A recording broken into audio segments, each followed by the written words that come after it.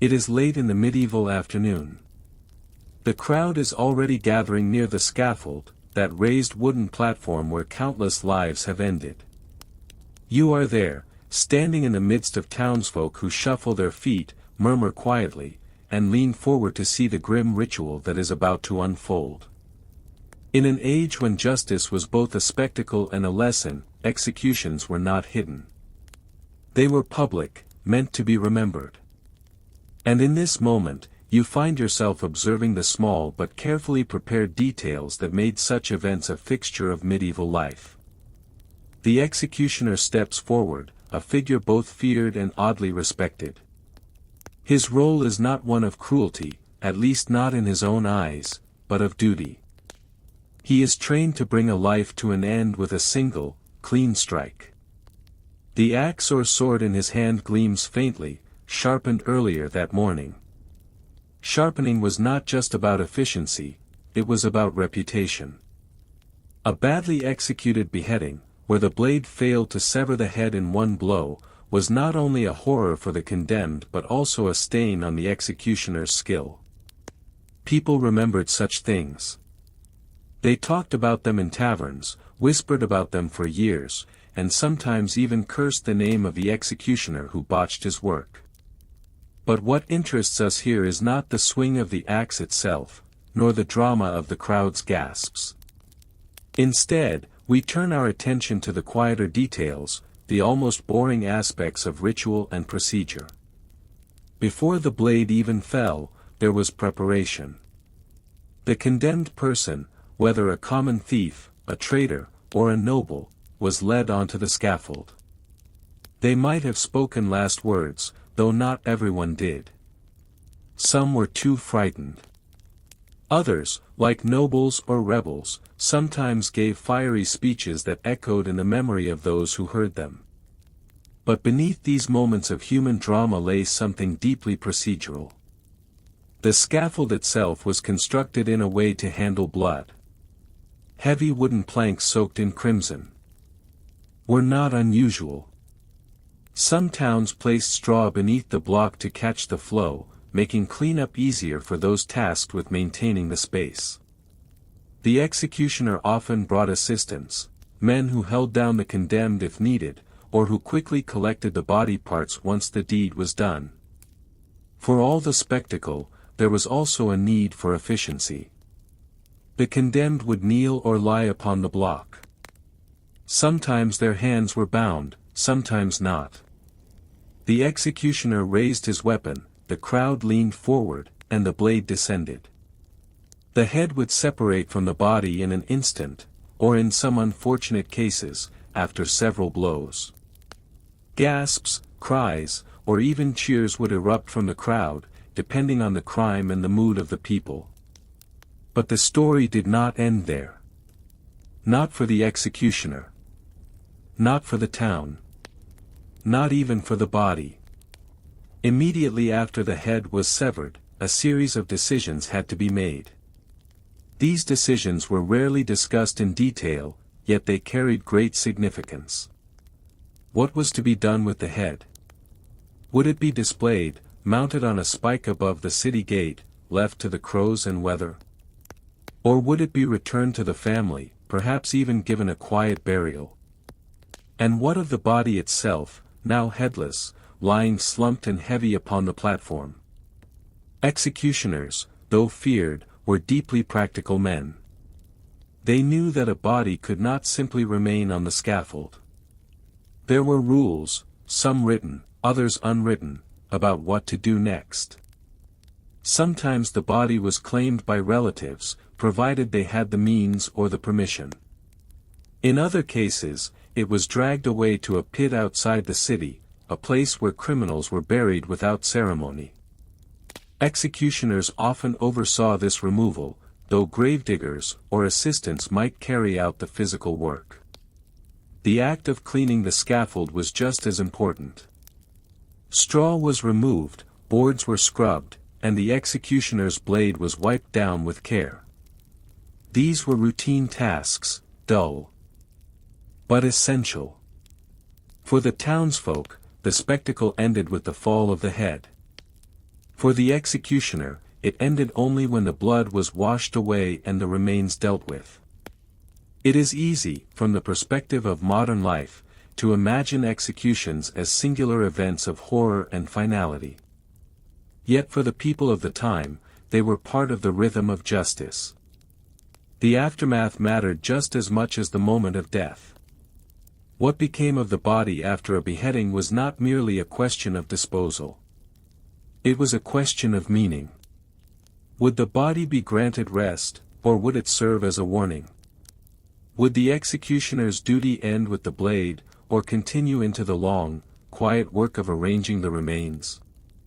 These questions hovered over every scaffold, even as the crowd dispersed and life in the town moved on. And so we pause here, at this moment when the executioner wipes his blade and looks down at the lifeless figure before him. The head lies separate, the body limp, the crowd still murmuring in the distance. The question remains, once the spectacle has ended, what truly happens to the body of the condemned? The crowd has begun to drift away. Their curiosity satisfied, their murmurs fading into the ordinary bustle of a medieval afternoon, they leave the scaffold behind. Only a few linger, family members waiting in hope, guards ensuring order, and of course, the executioner himself, whose duties are not yet complete. You stand with him in this quieter aftermath, observing what happens when the spectacle has ended but the body remains. The freshly beheaded figure lies slumped upon the wooden planks. The executioner's assistants, often overlooked by history, move forward. These men were not glamorous figures, they carried ropes, sacks, and sometimes even carts, for the condemned did not vanish into nothingness. Every body had to go somewhere.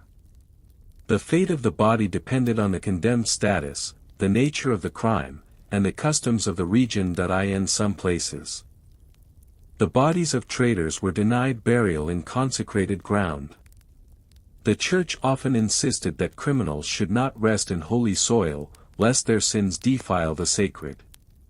Such bodies were dragged to common pits beyond the town walls, where they lay among others who had died dishonorably, criminals, beggars, the unclaimed. These pits were not marked with stones, nor remembered with prayers. They were the silent corners of history, where bones collected in layers over generations. Yet not every condemned person suffered this fate. If the family of the executed was wealthy, influential, or persuasive, they could sometimes negotiate for the return of the body. Letters of petition were written, coins discreetly exchanged, and arrangements made. The body, once released, was hurried away, washed, dressed, and buried with as much dignity as circumstances allowed. In such moments, you can imagine mothers and wives standing at the edge of the scaffold, waiting with grief but also determination, eager to reclaim the remains before they were carried to a nameless pit. The head, however, was often treated differently. If the execution was for treason or rebellion, the head might be spiked and displayed. London Bridge, for example, became infamous for the grim sight of traitors' heads mounted high above the roadway, staring down at travelers with hollow eyes. Preserved in tar to slow decay, these heads could remain in place for weeks, even months, slowly blackening in the weather.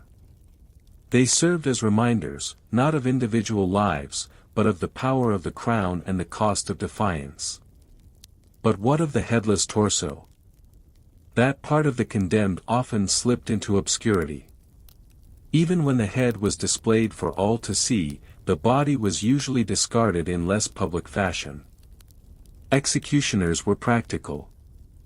They did not want disease spreading from rotting flesh left unattended. They often worked with gravediggers who dug shallow trenches outside the city. Into these trenches went the bodies, sometimes dozens together, stripped of identity, known only as the condemned. Yet here is where the story becomes strangely human.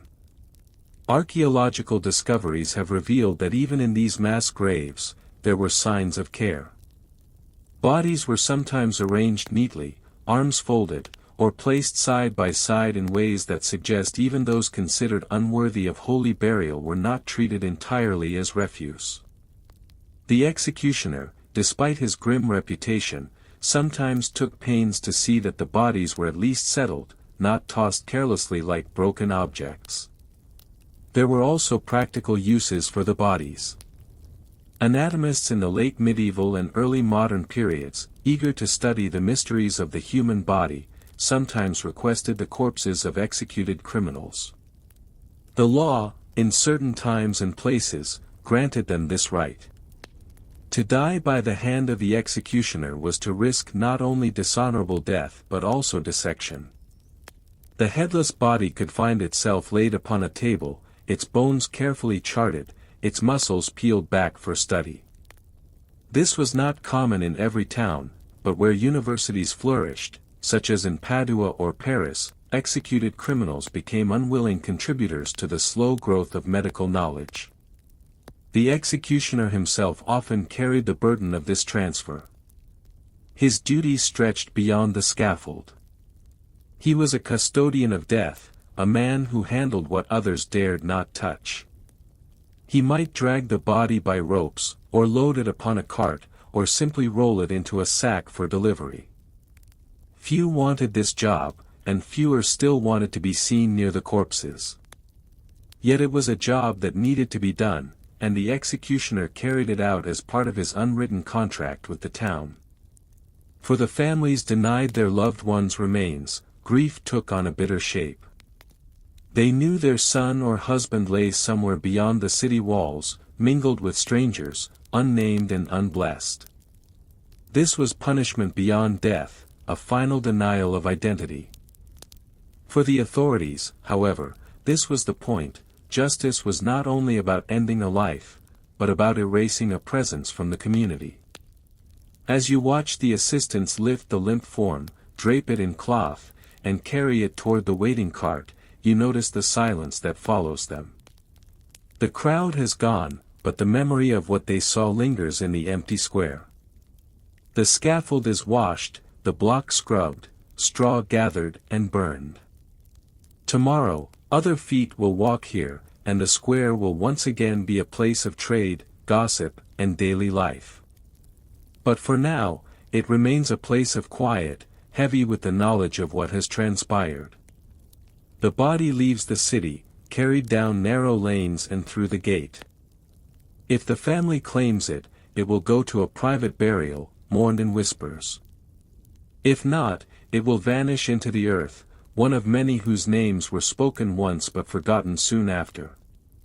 This, then, is the unspoken truth of the scaffold: the death itself was only the beginning. The real story lay in what followed, in the decisions of where to place a head, how to bury a body, and whether the condemned would be remembered or erased. And yet one question remains: what of the executioner himself? What did he feel, carrying out these quiet duties day after day, year after year? Did he see the bodies as mere tasks, or did he, too, feel the weight of the nameless dead? The head has been mounted on its spike. The body has been carried away. The square has been swept and scrubbed until only a faint discoloration in the wood reminds you of what happened here. By morning, vendors will be calling out their wares, children will be running past the scaffold without a second thought, and the rhythm of daily life will have returned. Yet beneath this apparent normalcy lies something harder to erase: memory. Executions lingered in people's minds long after the blood had dried. Townsfolk carried the image of the condemned's face in their thoughts, recalling the moment when life slipped away. Some spoke of it as justice, others as cruelty, and some as entertainment. But everyone remembered. The execution was not just an end, it was a reminder that the state, the crown, or the local lord held the ultimate power over life and death. The bodies of the executed, whether buried in pits, dissected in universities, or quietly laid to rest by grieving families, became silent participants in this memory. Archaeologists who uncover such graves today often find signs of haste and anonymity. Shallow trenches filled with bones, heads missing or placed awkwardly beside torsos, marked the places where justice and dishonor converged. These sites were rarely marked, and over time, they disappeared beneath fields, roads, and buildings. The condemned faded into the earth, unremembered by name, yet they shaped the landscape in ways unseen. For the executioner, memory carried its own burden. He lived in the shadow of his work. Some towns treated him as untouchable, forcing him to reside outside the walls. Others tolerated him but never fully accepted him. Children pointed. Neighbors whispered. And yet, when death was required, it was he who was summoned. His life was tied to memory, he remembered every face, every family's cry, every hurried burial under the moonlight. The executioner became the keeper of forgotten graves, carrying in his mind the weight of the nameless dead. Fear, too, was part of the legacy.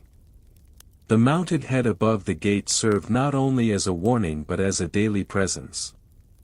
Travelers passed beneath it, uneasy, reminded that the road into town led through the shadow of death.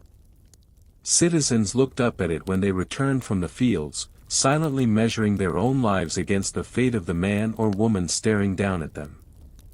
Fear was meant to discipline, to instruct, to shape behavior without further bloodshed. The body of one could control the actions of many.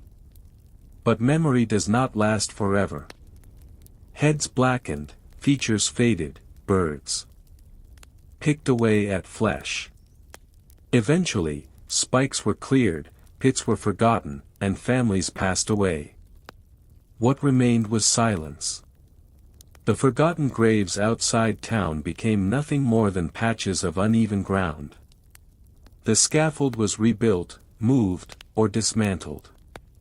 And so the dead slipped quietly out of living memory, leaving behind only faint traces in records, rumors, and soil.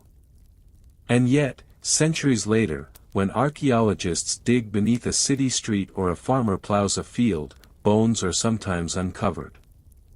Headless skeletons, often bound at the wrists, tell their story without words. They remind us of the countless condemned whose names are lost but whose fates shaped the culture of justice, fear, and order in their time. So we return to the unresolved thought: when an execution ended and the crowd dispersed, the body did not simply vanish. It went somewhere, carried by unseen hands into graves unmarked or pits unblessed. Memory held it for a time, fear extended its reach, but eventually, it became one more set of bones beneath the soil. And perhaps the quietest lesson of all is this: history is not made only by kings and battles, but also by those who were executed and forgotten, their bodies buried without words, their stories preserved only in silence. The execution is over. The crowd has seen the axe fall, the head roll, and the executioner's assistants gather up the remains. But for certain crimes, especially treason, rebellion, or acts against the authority of the crown, the story of the head was only beginning. Unlike the body, which might be dragged to a pit or claimed by a grieving family, the head was destined for a far more public fate. In many medieval and early modern towns, justice was not just about punishment. It was about visibility. Authority needed to be seen, not whispered about. And so the severed head became a grim tool of communication. Mounted high upon walls, gates, and bridges, it served as a message to all who entered or passed through: this is what happens to those who defy the law. London Bridge is perhaps the most famous example. For centuries, the great stone structure that linked the bustling city with Southwark bore more than traffic and trade, it bore the blackened heads of the condemned. Travelers approaching the city could not avoid them. They hung above the entry like grotesque guardians, each one telling the same silent story of failure and punishment. The head of William Wallace, the Scottish rebel, was displayed there in 1305. So too were the heads of Thomas More, Thomas Cromwell, and many others. Each was tarred to slow decay, but no treatment could prevent the eventual collapse of flesh and the empty staring of bone. But this practice was not confined to England. Across Europe, city gates, towers, and bridges displayed the heads of criminals and rebels. In Germany, they were sometimes placed above city walls. In France, heads decorated pikes near execution sites. In Italy, they hung above palaces and courts. The method varied, but the purpose was the same: to make disobedience visible, to turn the body of the rebel into a permanent, if temporary, reminder of obedience. To the townsfolk, these heads became part of the urban landscape. Children grew up beneath their gaze. Merchants passed by daily. Pilgrims and travelers entered through gates crowned with the dead. At first shocking, the sight eventually became ordinary, part of the slow rhythm of life in a city where justice was never hidden. And yet, there must have been moments when eyes turned upward with unease, when a mother pulled her child closer, when the smell of decay drifted on the air. The choice of where to display a head was carefully considered. Bridges were ideal, for they were traveled by all, both rich and poor. Gates served a similar purpose: every traveler passed beneath the dead.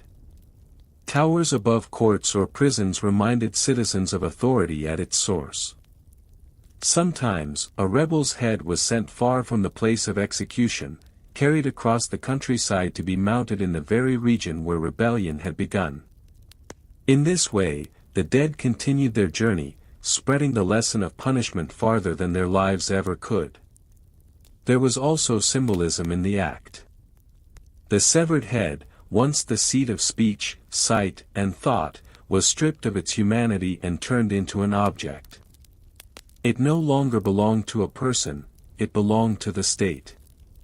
Its role was no longer to live, speak, or dream, but to rot in public view.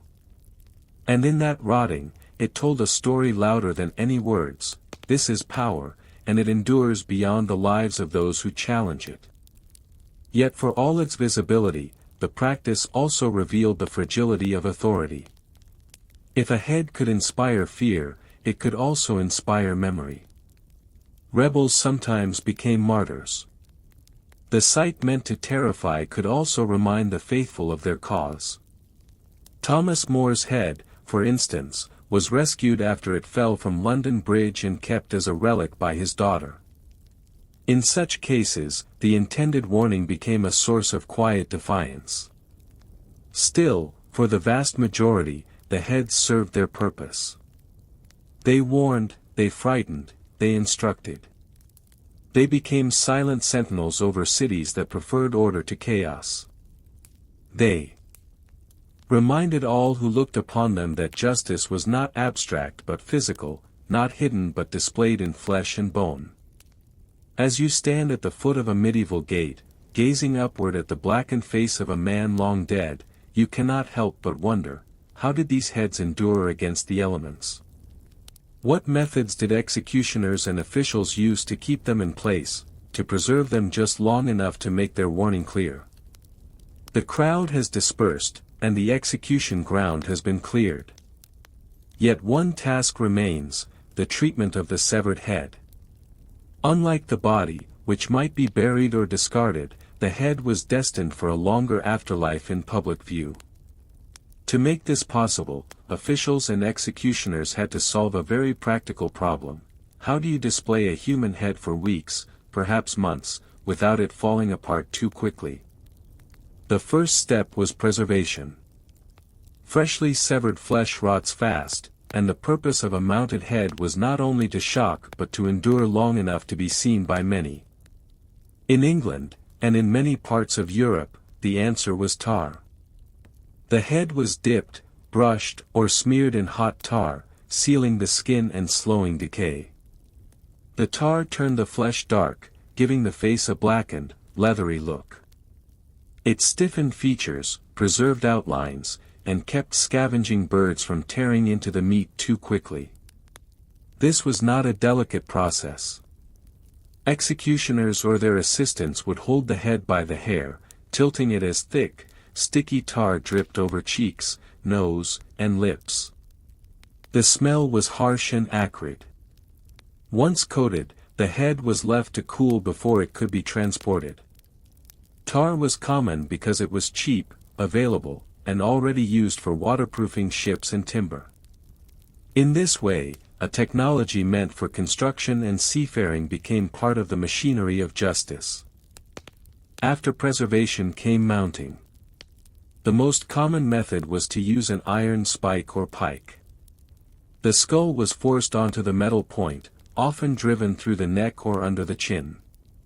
In some cases, the spike went up through the base of the skull and out the top, fixing the head firmly in place. This required strength, and it was not always neat. Sometimes the skull cracked, sometimes the head slid awkwardly. But precision was not the goal. The goal was to keep the head upright and visible to all. Once prepared, the head was carried to its final station. On London Bridge, heads were fixed along the battlements. In other cities, they decorated the top of gates, towers, or poles erected in marketplaces. Guards or town officials often assisted, for the act of placing a head high above a public thoroughfare was not done casually. It was a deliberate ritual of display, carried out with authority. The elements quickly began their work. Rain softened the flesh. Wind tugged at hair. Birds swooped down, pecking at exposed skin. Flies gathered, and maggots thrived. Yet the tar slowed this decay, keeping the face recognizable for longer. For weeks, perhaps months, the condemned stared down at passers-by with blackened eyes and stiffened features. Over time, the face collapsed, skin shrank, and teeth were bared in a gruesome grin. Officials sometimes replaced heads when they decayed too far, clearing space for fresh examples of justice. In other cases, the skull was left until it crumbled away, its warning gradually dissolving into anonymity. By then, new traitors or criminals had usually taken their place, ensuring that the display never stood empty for long. The logistics of this practice were rarely recorded in detail, for they were seen as routine. Yet behind every mounted head lay a chain of tasks, boiling tar, lifting ladders, hammering spikes, that required effort and labor. Executioners, guards, and city workers all played a role in maintaining the machinery of fear. For those who lived in the city, the presence of the heads became strangely ordinary. People passed beneath them every day, glancing up without stopping. Children pointed at them, merchants cursed the smell, and travelers shuddered as they entered town. The heads were both shocking and mundane, a paradox that defined much of medieval justice. But even as they decayed, the heads carried meaning. Each one was a story, a rebel silenced, a thief punished, a noble fallen. They were physical reminders that justice was not hidden in courts and records but written in flesh and displayed on stone. Still, one question remains: what happened when the features finally faded, when the warning face became nothing more than bone? Did these heads simply crumble away, forgotten, or did their memory outlast their decay in ways the authorities could not control? Weeks have passed since the head was mounted on its iron spike. At first, the features were clear, recognizable to those who knew the man in life, dreadful to those who feared his crime. But time works steadily, and the city's weather is relentless. The rain has soaked the skin, the sun has dried it, and the wind has tugged at the strands of hair until only thin wisps remain. By now, the face is beginning to collapse. The cheeks sink inward, leaving hollows where flesh once was. The lips draw back, revealing a fixed grin of teeth, grotesque and unintentional. The eyes have long since clouded or disappeared, leaving empty sockets that stare endlessly outward. For the townsfolk passing below, the head is still a presence, but it is no longer the face of a man. It is an object, reduced to bone and leather, more symbol than person. The symbolism, however, was the true purpose. When officials ordered heads to be displayed, they did not expect them to remain fresh. They knew decay would follow, and in that decay lay part of the lesson. The rotting, blackened visage reminded people not just of the crime but of mortality itself. It was a sermon of flesh, preaching obedience through silence. In some places, skulls were left in place until they cracked and fell apart. The spike would then be cleared, sometimes reused for another head, sometimes left bare until the next execution. In London, with its constant stream of political trials and treason charges, there was rarely a shortage of replacements. The bridge became an evolving gallery of justice, one head replacing another as time moved on. Yet heads were not always entirely forgotten when they fell. Sometimes, families bribed guards to recover them, burying the skulls in secret ceremonies. Other times, fragments were kept as relics, tokens of martyrdom or resistance. The head of Thomas More, for example, was famously preserved by his daughter, a quiet act of defiance against the state's intended message. Still, for most, the display worked as intended. Fear became ingrained in the daily rhythm of city life. The lesson was reinforced again and again: rebellion ends not just in death but in disgrace, in a slow decay above the eyes of all who pass. Over time, however, attitudes began to shift.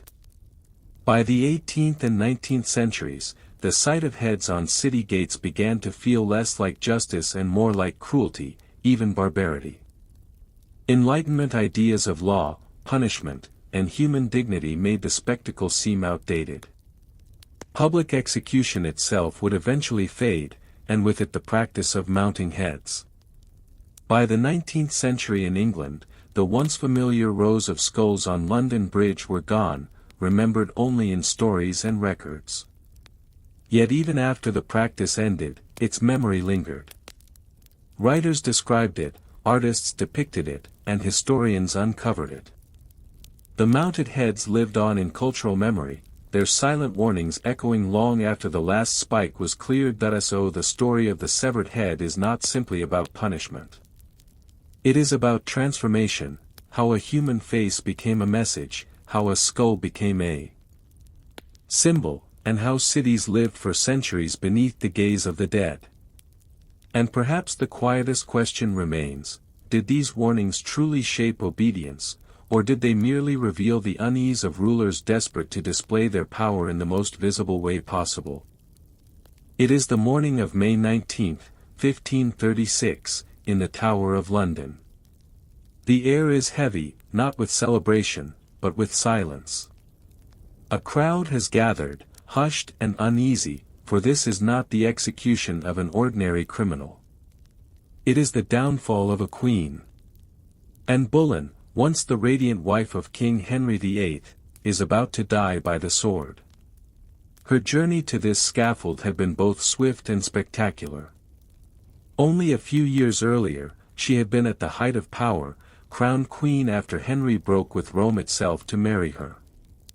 She was intelligent, sharp-tongued, and politically aware, admired and envied in equal measure. But the glittering crown proved fragile. She failed to give Henry the son he so desperately wanted, and enemies at court whispered accusations of adultery, treason, and even incest. Whether or not the charges were true, they achieved their purpose, and was condemned. On that final morning, she dressed carefully in a gown of dark grey damask, her hood lined with ermine. She did not look like a woman defeated but like a queen still clinging to dignity. When she stepped out, escorted by guards, the murmurs of the crowd fell into silence. Everyone there understood that they were witnessing history, the end of a chapter in England's story. The scaffold itself was newly built, raised high so all might see, and ascended the wooden steps with surprising composure. Accounts say she smiled faintly, even as she looked out over the sea of faces. Then, with a clear voice, she addressed the crowd. She did not protest her innocence. Instead, she spoke of loyalty to the king, asking God to protect him. It was a careful performance, meant to preserve her daughter Elizabeth's future, for Anne surely knew the little girl's fate depended on her father's mercy. The executioner had been brought from France, a skilled swordsman chosen by Henry to grant Anne a cleaner, swifter death than the axe. She knelt upright, without block or cushion, as was customary for a sword execution. The crowd watched in tense silence, the air so still that every breath could be heard. The swordsman, trained in precision, called for his assistant to hand him his weapon. But instead of raising it immediately, he moved around Anne, speaking to distract her. Then, in a single motion, so quick that some said she never knew it was coming, he struck. The sword flashed, and Anne's head fell. A gasp rose from the crowd, followed by stunned quiet. In that instant, Anne Boleyn, the queen who had altered the course of England's religion and monarchy, was no longer a woman but a memory, her body lifeless on the wooden boards. Her head and body were placed in a makeshift coffin, an arrow chest hastily provided. She was buried in the chapel of St. Peter ad Vincula within the Tower grounds, her grave unmarked for centuries. But Anne's execution was more than the fall of one woman. It was a signal to all nobles and courtiers: power at Henry VIII's court was fragile, and favor could vanish overnight. If even a queen could be accused, tried, and executed, then no one stood secure. And yet, history would not forget her.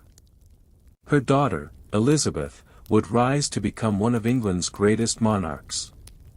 In a strange irony, the queen condemned as a traitor gave birth to a ruler remembered as Gloriana. Anne's story was just one example of how royalty and nobility were not immune from the blade. The higher one climbed, the more dramatic, and public, the fall could be. It is the cold morning of January 30th, 1649, in London.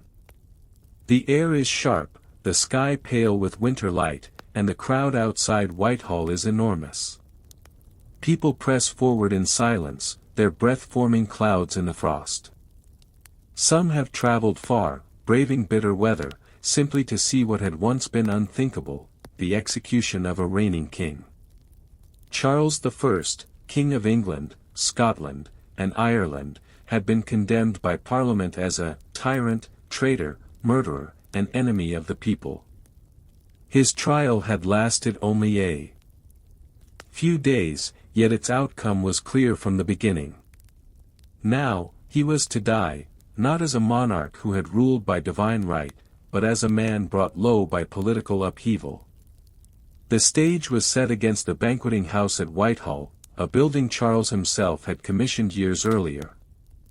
A scaffold draped in black cloth stood before it, high enough for the crowd to see. Soldiers formed a tight line, keeping the people at bay. The atmosphere was not one of wild excitement but of strained, heavy silence. For many in the crowd, the very idea of a king's execution felt unnatural, even sacrilegious.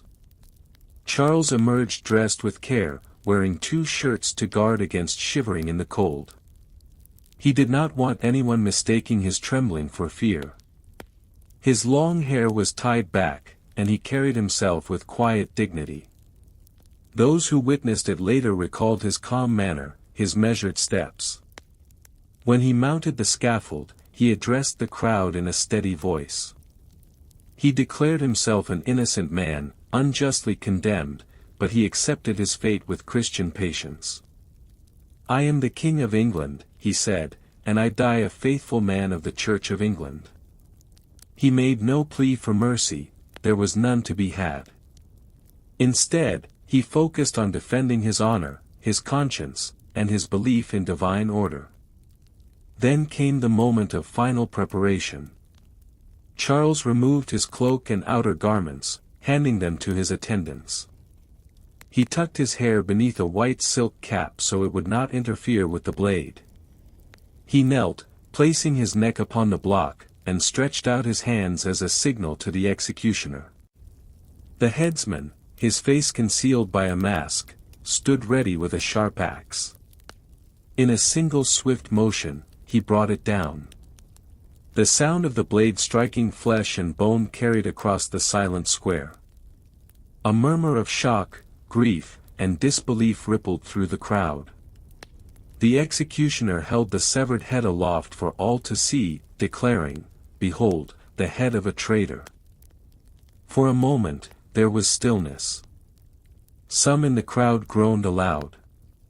Others wept. A few shouted in anger. Many turned away, unable to look. The king's body was placed in a coffin, and later buried in St. George's Chapel at Windsor. Unlike Anne Boleyn, his grave was not forgotten, but the shadow of his execution lingered long in memory. What followed was uncertain, chaotic, and filled with tension. England became a republic, ruled by Oliver Cromwell and the Commonwealth. Yet the monarchy's absence proved temporary. 11 years later, Charles's son would be restored to the throne as Charles II. The execution of Charles I set a precedent, shocking Europe. The divine right of kings, long held sacred, was shattered on that scaffold. For the first time, a monarch had been judged and executed by his own people. It raised questions that echoed across generations.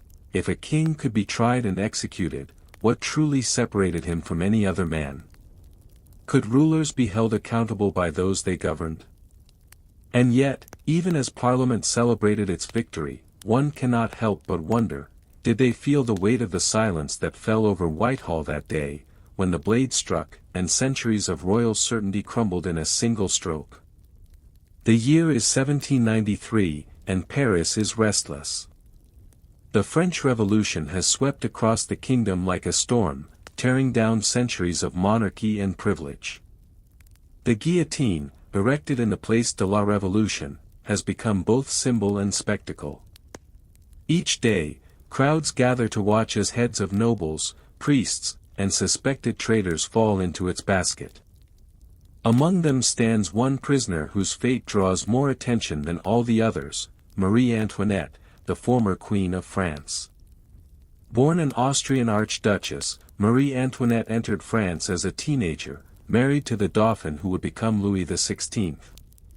Her life at Versailles was one of gilded splendor, filled with courtly rituals, silk gowns, and glittering balls.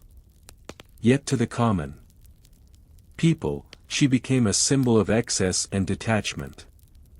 Pamphlets accused her of extravagance, of indifference to suffering, and of reckless spending. The infamous phrase, "Let them eat cake," though she never said it, clung to her name like a curse. By 1792, the monarchy had crumbled. The king was deposed, and France declared a republic. Louis XVI was executed in January 1793, his head displayed to a cheering crowd. Marie Antoinette, now a widow and prisoner, awaited her own fate. On the morning of October 16, 1793, she was led from her cell in the conciergerie. Unlike her husband, she would not be taken to the scaffold in a closed carriage.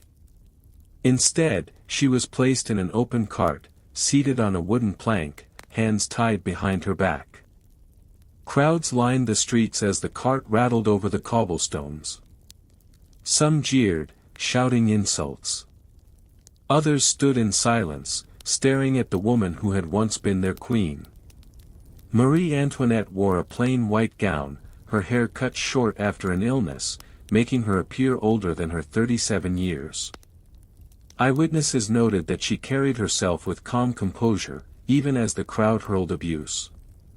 One observer remarked that she looked more like a priestess walking to sacrifice than a queen going to her death. The cart reached the Place de la Révolution, where the guillotine loomed against the grey autumn sky.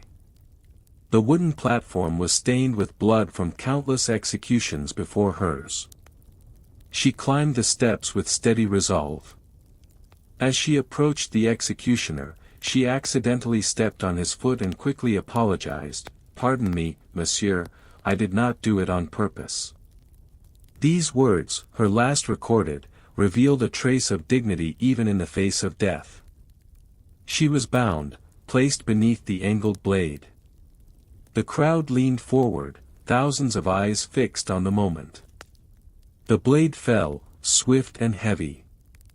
Her head dropped into the waiting basket, the executioner lifting it high to the roar of the crowd. For some, it was justice, the end of tyranny and waste. For others, it was a moment of sorrow, the death of a woman who had become a scapegoat for a crumbling system. Marie Antoinette's body, like that of her husband, was buried in an unmarked grave in the Madeleine cemetery. Years later, during the Bourbon Restoration, her remains were exhumed and reinterred in the royal necropolis at Saint Denis. The queen who had once danced through Versailles became, in death, a reminder of how swiftly fortune could turn. Her life illustrates the fragility of power and the volatility of public opinion. One day she was the glittering jewel of the French court, the next, she was an enemy of the revolution, condemned to the blade. The guillotine, so clinical and efficient, left little time for reflection. Yet her final words, simple and polite, echo through history as a quiet gesture of humanity in the shadow of violence. And so, the story of royalty meeting death at the scaffold closes not with grandeur, but with the question that lingers still: when the highest are brought low, do they die as monarchs, or simply as people stripped of crown, title, and power, left to face the same fate as any other? Imagine, for a moment, the figure of an executioner. Cloaked in shadow, axe in hand, face hidden from view. This is the image carried in folklore, plays, and old tales. Yet the reality of executioners in history was far less theatrical, and far more complicated. They were men who lived between two worlds, necessary for justice, yet despised for the very work they performed.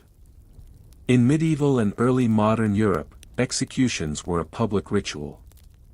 They were not hidden away but staged in squares, on hilltops, or before castles. The purpose was both punishment and warning, a performance meant to uphold order. The executioner stood at the very center of this grim theater. With every stroke of sword or swing of axe, he made visible the power of the state. But who became an executioner? It was rarely a choice born of ambition.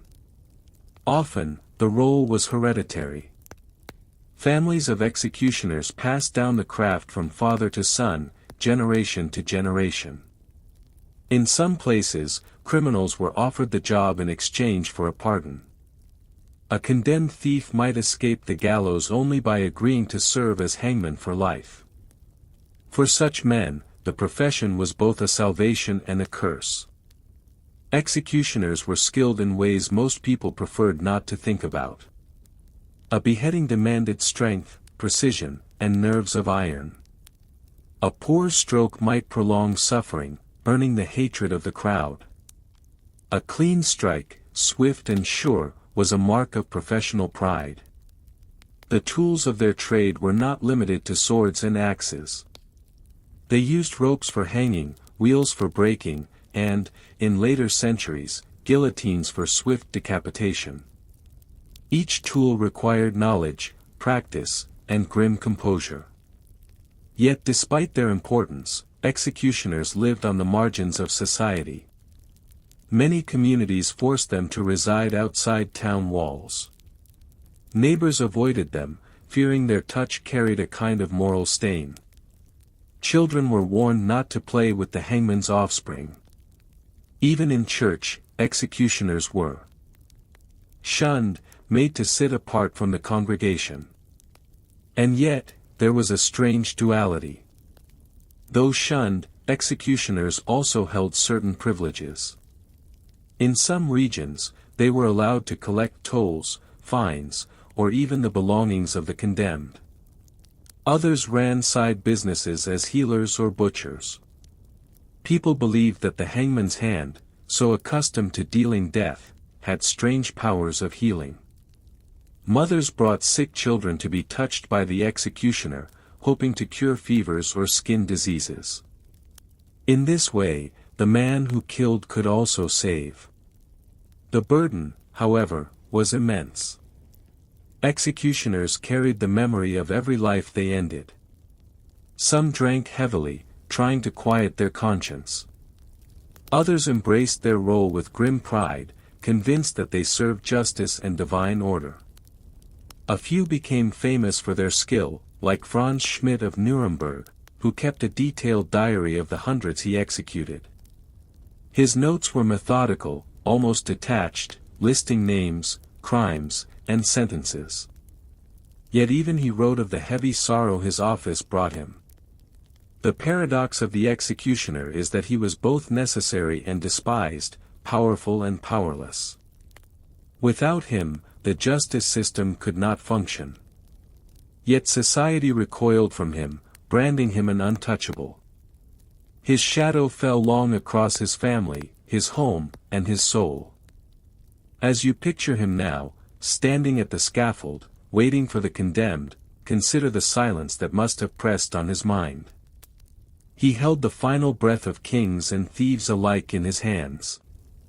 And when the blade fell, it was not only the condemned who bore the weight of death. The question remains, when the crowd dispersed, when the scaffold was empty, and when the night grew quiet, what thoughts haunted the man whose life was bound to death itself? The life of an executioner was defined by contradiction. He was essential, yet unwanted. He carried authority, yet bore disgrace. His very profession ensured survival for his family, but it also chained them to a legacy of shame. To understand the strange reality of these men, one must look closer at the unusual privileges and peculiar burdens that shaped their daily lives. In most towns, executioners were not permitted to live among ordinary citizens. They were assigned houses outside the walls, at the edge of fields, or near gallows hills. The place of death became the place of their home. These locations were practical, close to the site of executions, and away from the discomfort of neighbors. Yet this separation marked them as outsiders, and their families inherited the same stigma. Even children of hangmen were often denied apprenticeships in respectable trades. And still, the role carried advantages. Executioners were often exempt from certain taxes and tolls. They had access to goods and materials denied to others. In France and parts of Germany, they were given the right to collect the clothes of the executed, a grim but valuable perk, as clothing was expensive. Some sold these garments for profit, while others passed them down within their families. There was also the matter of the body. In a time when medicine and superstition often blended, the remains of the condemned were thought to carry power. Executioners, by virtue of their office, controlled access to these remains. They provided blood, bone, or fat for folk remedies. Strange though it may seem now, people sought these substances as cures for epilepsy, skin conditions, or fevers. The same hand that swung the sword could later dispense powders and tinctures made from the very victims it had dispatched. This paradoxical role gave the executioner a certain status. While most shunned him socially, many sought him privately. Mothers carried sickly children to his door, begging him to touch them, for the hangman's hand was thought to heal. Farmers asked him to bless their animals. Some even visited him in secret, seeking charms or remedies.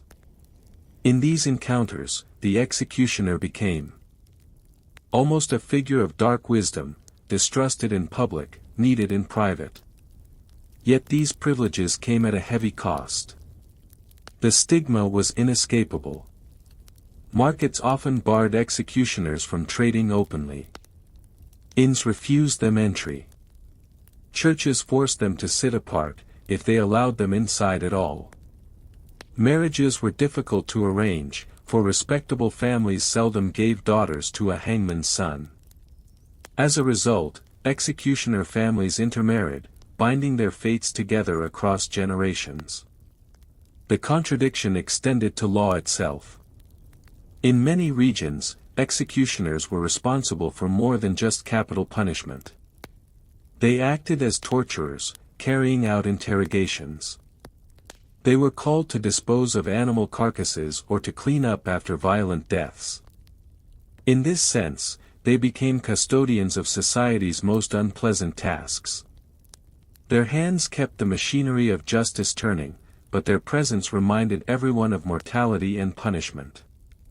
Some executioners embraced this identity, walking through towns with boldness, aware that people looked away in fear. Others withdrew into solitude, ashamed of their inheritance.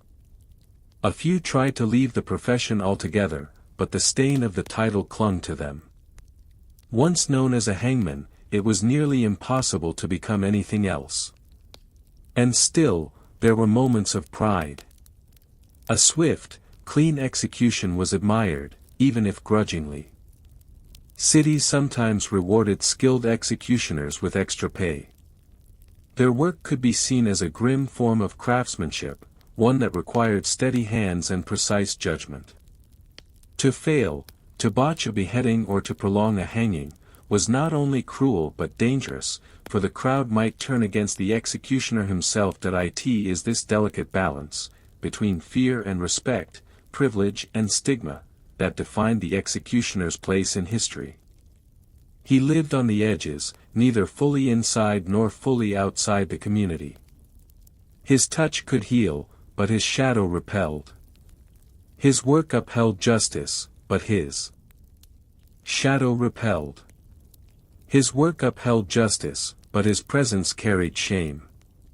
And as you picture him returning home after a day at the scaffold, carrying his tools in silence, you might ask yourself, did he see himself as an agent of justice, or merely as a man trapped by the weight of a role from which there was no escape? When we think of the past, we often remember kings, warriors, and philosophers. Their names are preserved in monuments, books, and stories. Yet the executioner, who carried out society's final sentence, is rarely remembered with honor. His legacy lingers instead in fragments, diaries, court records, whispered tales, and unmarked graves. He was necessary, yet unwanted. His memory has always stood at the boundary between fear and forgetfulness. One of the rarest voices we have is that of Franz Schmidt, the Nuremberg executioner who served at the turn of the 17th century. Over his long career, Schmidt executed nearly 400 people. And yet, in his personal diary, he wrote with remarkable restraint. Each entry is short, almost mechanical: name, crime, method of execution. The tone is clinical, as though he were recording household accounts rather than deaths.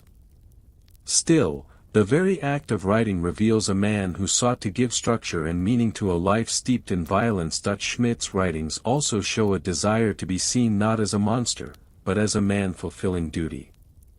He later petitioned the authorities to allow his children to escape the hereditary stigma of his profession, a request that was granted. His effort to protect his family from the shadow of the axe is perhaps his truest legacy. Other executioners were not so fortunate. In many towns, the memory of a hangman's family carried on for generations. The profession passed down like a curse, and surnames themselves became stained with association. Even after death, executioners were sometimes denied burial in consecrated ground. Their graves, if marked at all, were placed on the edges of cemeteries. The irony is striking: the men who enforced society's laws were themselves excluded from its final resting places. And yet, traces of respect lingered too. Some cities paid for their executioners' funerals. Others remembered them as men of skill and reliability. In rare cases, executioners became almost legendary. In France, The Sanson family carried the role for over a century, with Charles-Henri Sanson presiding over thousands of deaths during the Revolution, including Louis XVI and Marie Antoinette. His family's name became inseparable from the history of the guillotine. The legacy of executioners is not only written in records but also in the collective imagination. Folk tales turned them into sinister figures, half feared, half mythical. Children whispered of their touch as both curse and cure. Stories painted them as men without hearts, when in truth many likely carried private grief. Their task was not one they could escape.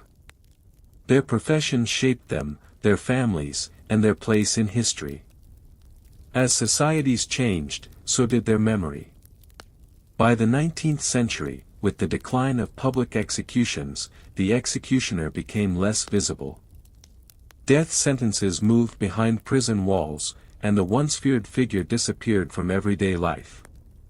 His role was professionalized, stripped of the theatrical rituals that had made him both infamous and necessary.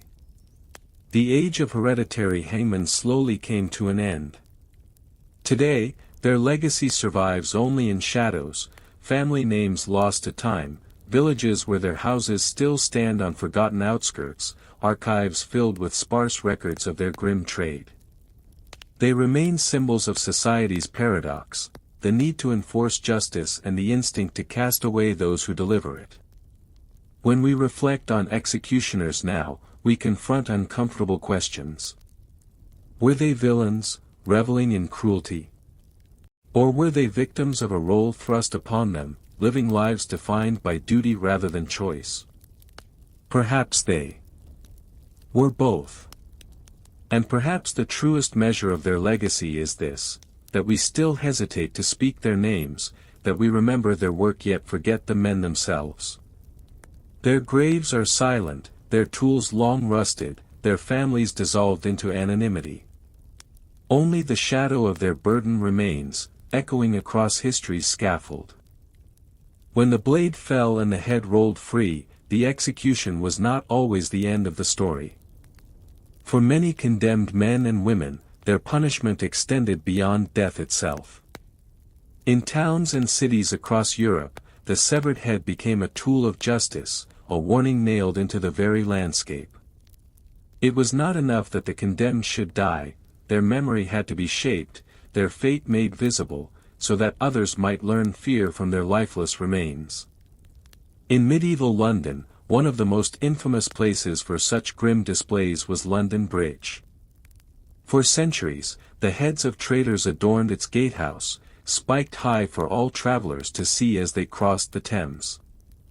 The bridge, bustling with merchants and crowded with houses, carried thousands of daily passers-by, each forced to look upon the blackened faces above them. John Stowe, a Tudor historian, described it plainly: the heads of traitors are set upon poles there. Simple words, but behind them lay a deliberate system of justice through terror. One of the earliest and most famous of these displays came in 1305, when William Wallace, the Scottish leader who resisted English rule, was executed.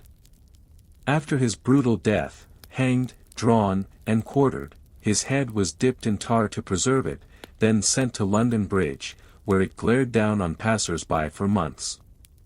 His quarters were scattered to Newcastle, Berwick, Stirling, and Perth, ensuring no corner of the kingdom could forget the cost of rebellion. Dipping in tar was common practice. Without it, heads quickly rotted in the open air, collapsing into unrecognizable shapes within days. With tar, the grim trophies lasted longer, often weeks or months, their faces still visible, their grimaces preserved by fire-blackened skin. The sun, rain, and wind worked on them slowly. Crows and gulls perched to peck at the flesh. Travelers recoiled, yet could not look away. The head, once alive, became a silent enforcer of the law, nor was London unique. Across Europe, city gates and bridges bore similar trophies. In Paris, severed heads were displayed on pikes above the gates of the city, reminding those who entered of royal authority. In German towns, heads adorned tower walls or marketplace posts. In the Netherlands, rebellious nobles were not only executed but left to hang visibly, their skulls later set on stakes. The message was clear: justice did not end at death, but continued as long as the body could be made useful to the state. The display was not limited to famous rebels. Highwaymen, pirates, and common murderers all risked the same fate. In England, pirates' corpses were often gibbeted, hung in iron cages along the coast. Their heads and bodies, exposed to the salt wind, became landmarks for sailors. To see a skeleton swaying in the breeze was to remember the fate of those who defied the crown at sea. The psychological weight of these displays was immense. Imagine walking beneath the arch of London Bridge, the sun glinting on spikes above, where dozens of heads stared down, some fresh, some decayed, others no more than bone. Each one told a story: here was a traitor, here a thief, here a rebel. Children grew up seeing them, merchants passed daily beneath them, travelers carried tales of them across the kingdom. The spectacle etched itself into collective memory, yet there was also a ritualistic side. The act of mounting the head was itself a performance of power. After execution, the head was lifted high for the crowd to see, then carried in procession to its display place. The authorities knew that fear required visibility. Justice was not done in the shadows, it was broadcast in flesh and bone. Over time, certain sights became almost sacred in their grimness. London Bridge was so associated with the practice that foreign visitors wrote about it with fascination and horror. One French traveler noted the rows of dead men's heads, blackened by smoke and sun, lining the gateway. To him, it seemed both barbaric and strangely ordered, a city that turned death into part of its architecture. But the display of heads carried risks too. Crowds sometimes responded with sympathy rather than fear. A popular rebel's head might draw silent respect, even defiance. The authorities feared such moments, for instead of cowing the people, the severed head could inspire them. In some cases, guards were posted to prevent mourners from gathering, or to stop friends and family from attempting to retrieve the remains. Still, for centuries, the practice endured. Heads on spikes, bodies in cages, skulls on gates, each was a message carved in silence. Even when the flesh was gone and only bone remained, the message still spoke: this is what happens when you defy. And yet, as you imagine these grim rows above the city, another question lingers. What did it mean to live in a world where death itself was not private, but public, where the remains of the condemned became part of the daily landscape? Once the executioner's work was done, and the crowd had begun to thin, there remained the question of what to do with the body. Death by the axe or sword left a corpse in two parts, head and body, and in the Middle Ages, what happened next depended heavily on who the condemned had been, and why they had been executed. For nobles or those of higher birth, even in disgrace, burial could sometimes be negotiated. Families, if wealthy or powerful enough, might petition the crown for the return of remains. These petitions were not always granted immediately. Sometimes, the head was kept on public display for weeks, while the body was buried separately in unconsecrated ground. Only later, when memories had cooled, might a family receive permission to reunite the remains and bury them properly. But for many, burial was denied entirely, or at least, denied in the way medieval Christians hoped for. The Church taught that burial in consecrated ground, blessed by priests, was essential for the soul's rest. To be buried outside churchyards, or worse, in pieces, was to suffer eternal consequences. Execution by beheading was not just physical punishment, it carried spiritual weight, denying the condemned a peaceful end. This was especially true in cases of treason. In England, the traitor's body was considered forfeit to the crown. Heads were displayed, as we have seen, but the rest of the body might be cut into quarters, each piece sent to a different town or city. In this way, the punishment was multiplied, spreading terror across the realm. A man like William Wallace was not just killed, he was scattered, his presence broken into fragments, his body made into a warning that stretched across hundreds of miles. For ordinary criminals, the disposal could be far less dignified. Some were buried in mass graves for the executed, outside city walls, where no prayers were said. Others were simply dumped in rivers or pits, denied the dignity of a coffin or headstone. Medieval chroniclers note that these pits were sometimes marked with curses or stakes, meant to pin the restless spirit to the ground. Superstition played a large role. A severed head was believed to retain power, even after death. In some folk traditions, a head could speak for a brief time, uttering last words.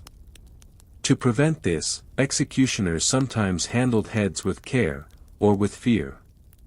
Cutting the throat further, placing the head face down, or even burning it were ways to silence the condemned forever, but superstition also offered hope. Families who loved the condemned sometimes risked their lives to steal the body or the head. Secret burials were carried out at night, with priests smuggling the remains into hallowed ground. Stories survive of women bribing guards to return a loved one's head, wrapping it carefully in cloth, and carrying it away hidden in baskets. Such acts were dangerous, for to be caught with the head of a traitor was itself treason. Yet the love of family could outweigh fear of punishment. Sometimes interceded. While the state demanded bodies for display, the church still held to the idea of mercy. There are accounts of monks sneaking out to gather discarded limbs or bones, giving them burial in secret cloisters. The quiet prayers whispered over such graves were acts of defiance, asserting that even condemned souls deserved rest. Over time, certain burial places became infamous as execution grounds. In London, Tyburn was not only a place of death, but of mass burial. Hundreds, perhaps thousands, of executed criminals were laid in shallow graves there, their names forgotten, their bones mingling beneath the soil. These grounds carried a fearful reputation. Travelers avoided them after dark, for it was believed the spirits of the executed walked restlessly, seeking the prayers they had been denied in life. But there were also moments of strange honor. Some heads, once their time of display had passed, were quietly returned to families. These relics, if they can be called that, were sometimes preserved. A noble family might keep a skull in a chapel crypt, a grim reminder of loyalty or betrayal. In rare cases, the skull became an heirloom, passed down generations, its story retold with pride or sorrow. Thus, the fate of the body after beheading was as much about symbolism as about disposal. To scatter, to display, to bury, or to deny burial, each carried a message. It was the medieval world's way of saying that justice did not end with the swing of the axe. Even in death, the condemned could be used, manipulated, remembered, or erased. But if the state sought to control the body, the people sought to control the meaning. And so, superstition, prayer, and ritual all played their part, shaping the story of what it meant to die by the blade. If the authorities controlled the physical fate of the body, and the church struggled to offer spiritual mercy, then the people shaped the afterlife of the beheaded through memory, superstition, and story. Severed heads did not rest quietly. They lived on, in rumor, in folklore, and in the haunted imagination of medieval Europe. Throughout the Middle Ages, there were widespread beliefs that the soul of a person executed in disgrace could not find peace. A head separated from its body was thought especially vulnerable.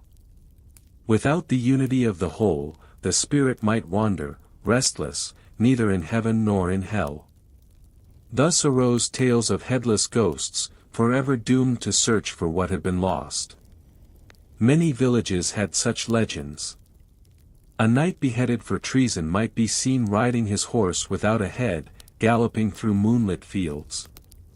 A woman executed for crime might appear in local folklore as a headless apparition, carrying her skull in her hands. These stories carried warnings: commit treason, live sinfully, and you too might roam in this cursed form. But the head itself had other associations. In some parts of Europe, it was believed that the severed head retained sight and thought for a brief time.